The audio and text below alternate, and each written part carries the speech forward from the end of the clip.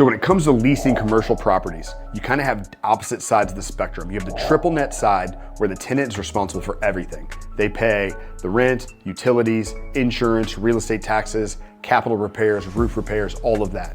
The opposite side of that spectrum is more of a gross lease where the tenant pays just their rent and then the landlord is responsible for utilities, taxes, insurance, and it's more of a very tenant-friendly lease for, say, a small business that doesn't necessarily want to take the risk of fluctuations in real estate taxes and insurance and all of that, and capital repairs.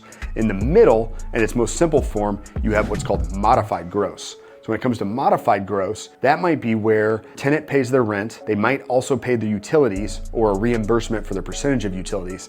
Then they have what's called a base year. So if they moved in this year in 2025, that would be their base expense year. And then if expenses go up in the future, so let's say expenses go up by 5% in 2026, then the tenant would be responsible for the 5% increase in real estate taxes, insurance, common area maintenance above their base year. So it'd be their regular rent, their regular utilities, plus that increase in expenses associated with the property. So you've got the one where the tenant is responsible for everything. You've got the one where the tenant is only responsible for rent and the landlord's responsible for everything. And then in the middle, you have some fluctuation called modified gross, where the tenant is responsible for just an increase in expenses above their base year expense amount.